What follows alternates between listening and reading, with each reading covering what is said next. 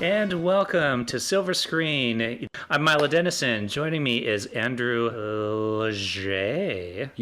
As sexy as that sounds, that's impressive. I'm glad that at least this is one of the first times you've ever pronounced it correctly.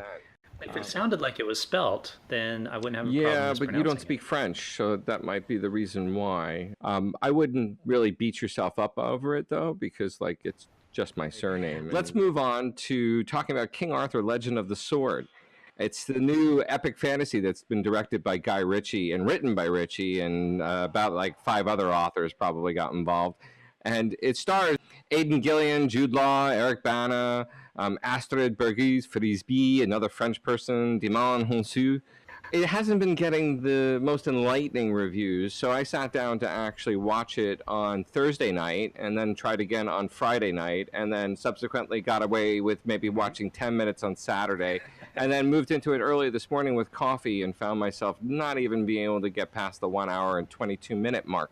It is, without a doubt, one of the most grueling films I've ever tried to endure. And that's saying a lot, actually, because I have endured, like, I endured some crap from Crispin Glover talking about mental Down syndrome, and like he took Corky from One Life to Live or whatever it was and put him in a clamshell. It was all up. That's too bad because, obviously Guy Ritchie, great filmmaker, it's got a good cast in it. But yeah, you're right. I think the budget for it was 175 million, and so far it's only made like 44 or something like that. So I've always loved Ritchie's films, Lock, Stock, and Two Smoking Barrels. The movie was outstanding, and I was hooked on every actor in it. It was an excellent film. Snatch was the next one to come away from that, and Snatch, I think, was outstanding. I mean, that's definitely one of my favorite films of all time. When you watch those two films, though, Ritchie has a style of how he wants to tell a story. What he did is he created it for an audience that's probably 13 years old, and they are the same 13-year-old kids that don't wash their hands after they poo in the bathroom.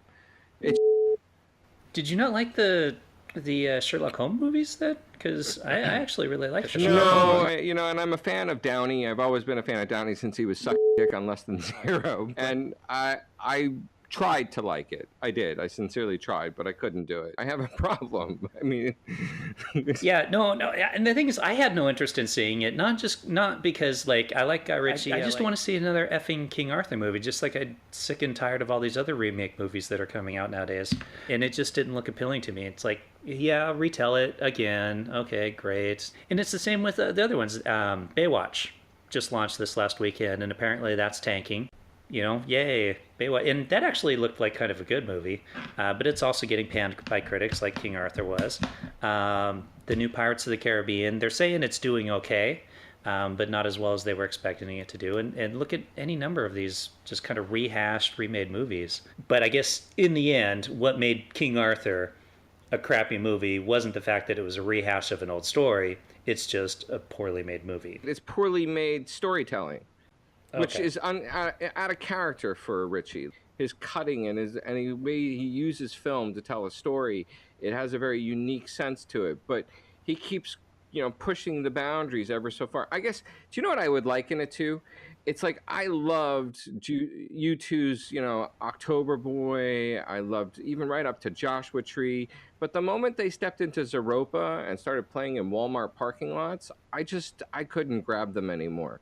And to me, I know U2 is an artist that continually tries to push the boundaries in music and change and evolve and do whatever. And I think that's exactly what Ritchie's trying to do here in film. He's trying to change and evolve with a storyline that's old as fucking all get out, and nobody wants to give a shit. Yeah, maybe Guy Ritchie's one of those guys that just needs limited budget filmmaking. If you look back at his earlier stuff, it didn't have huge budgets. He went more for story and interesting characters. Even I would say are what made those first few movies great.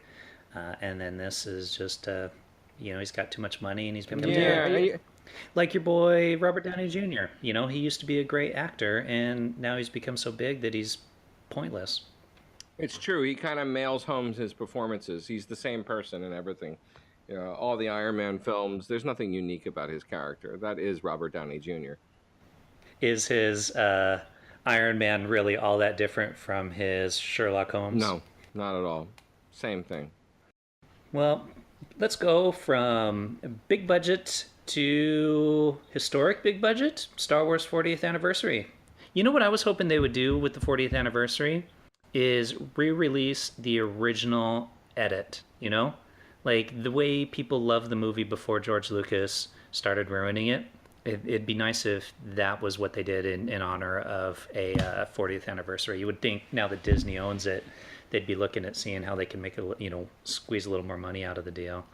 I, yeah, it makes me curious about what they're going to do with Last Jedi. I am definitely intrigued. I have been living my entire life actually waiting for this moment. So, as pathetic as that sounds, I really have been waiting for this since Return of the Jedi. So, let's see what happens. I think it might be actually really interesting. And Yeah, it's unfortunate that the Last of the Jedi is probably going to be a whole lot like Empire Strikes Back, based on the previous movie basically just being a cookie cutter copy of A New Hope. But I'm with you. I hope let's it'll not be forget good. too, though, that this is Carrie Fisher's last film, and I mean, Carrie Fisher definitely deserves all the respect that she endured a lot in Hollywood, and for anyone that put up with a lot of shit, it was definitely her. I mean, look, her mom was Debbie Reynolds, for Christ's sakes. Oh yeah. Like, I find it really, is it not really bizarre to you that, Reynolds died, what, 4 days after she died? Oh, I know. Wasn't that was crazy? Yeah, it's like a husband and wife. Sometimes when they die really together. But yeah, you don't see that with mother and daughter. Yeah, but to me, I wonder if they were just aliens returning to the mothership. Maybe it could be. Maybe we'll end up there someday. They'll be putting on a show. That was our very first episode of Silver Screen. We hope you enjoyed it.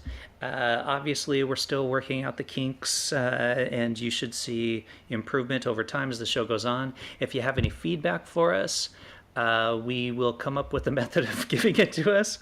I don't know if we're going to set up like a Twitter feed or whatever. We'll come up with a method. Give us some feedback. Tell us what you like. Tell us what you don't like. And as time goes on, we'll get it dialed in.